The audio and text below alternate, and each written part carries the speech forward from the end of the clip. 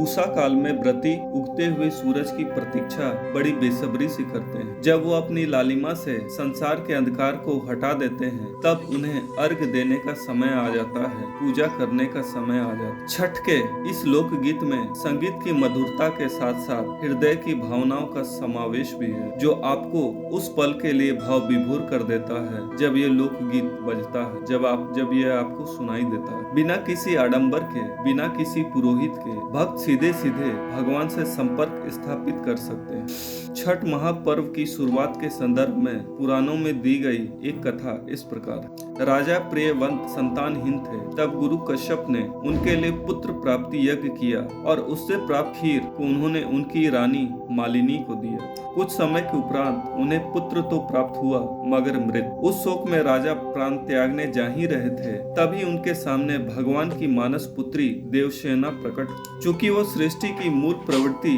के छठवें अंश से उत्पन्न हुई थी, इसीलिए उन्हें छठी मैया भी कहा गया। उन्हीं मैया ने राजा प्रियवंत को उनके साथ साथ औरों को भी अपनी पूजा करने की प्रेरणा दी। संतान की कुशलता के लिए राजा ने वैसा ही किया और उन्हें मनवांछित फल की प्राप्ति हुई। यही छठी मैया उषा देवी भी कहलाती हैं, जो कि भगवान सूर्य की बहन है। उनकी पूजा एवं उनके गीत गाने से सूर्य देव प्रसन्न हो जाते हैं। एक अन्य कथा के अनुसार रावण वध के उपरांत जब भगवान राम माता सीता के साथ अयोध्या आए, तब उन्हें ब्राह्मण वध का पाप लगा। इस पाप के निवारण के लिए ऋषि मुदगल ने उनके लिए राजसूय यज्ञ किया। यह तिथि कार्तिक मास की शुक्ल षष्ठी तिथि थी। उस दिन माता सीता ने सूर्य भगवान की आराधना की, तभी से छठ पूजा का चलन आरंभ हो चला। यह पर्व 4 दिन मनाया जाता है। कार्तिक शुक्ल चतुर्थी से लेकर सप्तमी तिथि तक इसका पारण होता है। पहले दिन नहाय खाए के रूप में मनाया जाता है। इस दिन व्रती कद्दू चना दाल के साथ चावल ग्रहण करते हैं। उसके बाद ही शेष परिवारजन इसे खाते हैं।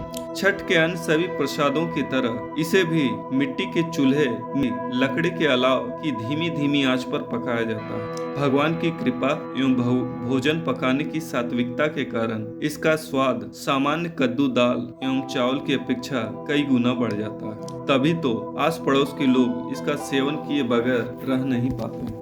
दूसरा दिन खरना का होता है। गन्ने के रस में चावल की खीर पकाई जाती है। साथ ही गेहूं को सुखाकर उसका आटा उसका आटा पिसाया जाता है। उसी आटे से रोटी घी में चुपड़कर खीर के साथ खाई जाती है। लोग दूर दूर से आकर व्रती के घर इस प्रसाद का श्रद्धा पूर्वक ग्रहण करते हैं। तीसरे दिन संध्या काल में डूबते सूरज को अर्घ देने का विधान है। पूरी दुनिया में लोग केवल उगते सूरज को ही नमस्कार करते हैं, किंतु हमारे सनातन धर्म की महानता तो देखिए। यहाँ जितना महत्व उगते सूरज को दिया जाता है, उतना ही डूबते को भी। बांस की टोकरियों एवं सूपों में कम से कम 5 प्रकार के फल होते हैं। इनके अतिरिक्त शुद्ध आटे, गुड़ और घी से निर्मित कुरमुरे ठेकुए भी होते हैं, जिनकी खुशबू और स्वाद के आगे मेनू के बड़े बड़े नामचीन पकवान भी फीके दिखाई पड़ते हैं। इसके साथ साथ इनमें चावल के आटे और गुड़ से बने कसार भी प्रसाद के रूप में होते हैं। व्रती अपने परिवारजनों एवं मित्रगण के साथ टोकरी एवं सूप लेकर बहते नदी, तालाब अथवा अन्य किसी जल स्रोत के किनारे पहुंचते हैं। संध्या काल में वहीं पर सामूहिक रूप से डूबते सूरज को जल एवं दूध का अर्घ देने का प्रावधान है। बहते जल में गन्नों की डंडियों के साथ साथ व्रती भी स्थिर खड़े होकर सूर्य नारायण की उपासना करते हैं। उस वातावरण में ऐसा प्रतीत होता है कि मानो संसार के कौतूहल के मध्य सूर्य नारायण से हृदय के द्वारा संवाद कर व्रती असीम स्थिरता एवं शांति का अनुभव प्राप्त कर। चौथे दिन यानी सप्तमी को व्रती उसी स्थान पर उगते सूरज को अर्घ देते हैं, जहां पिछली शाम को डूबते को दिया। इसके उपरांत प्रसाद का वितरण होता है। छठ के घाट पर अमीर गरीब जात पात के भेदभाव मिट जाते हैं। किसी भी वेदी पर जाकर लोग व्रती से प्रसाद मांगते हैं और साथ ही श्रद्धा से उनके पांव भी छूते हैं। जिनके यहाँ छठ हुआ है, वो भी दूसरे की वेदी पर जाने से हिचकिचाते नहीं।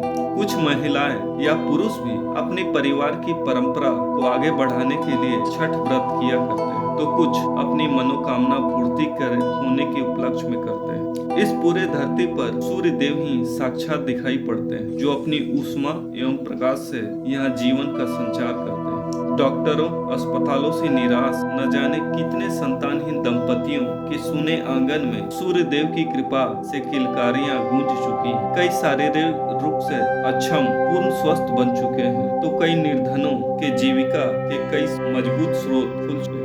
उन्हीं सूर्य नारायण की असंख्य कृपाओं के प्रति कृतज्ञता प्रकट करने का यह महापर्व छठ के नाम से प्रसिद्ध है। आइए इसे सच्ची श्रद्धा एवं लगन से मनाते हैं। अगर आपको हमारे इस चैनल का कंटेंट पसंद है तो कृपया इस चैनल को सब्सक्राइब कर दीजिए और साथ ही बेल आइकन को दबा दीजिए, ताकि आगे आने वाली ऐसे ही ज्ञानवर्धक एवं रोचक जानकारियां आपको मिलती रहें। प्रणाम।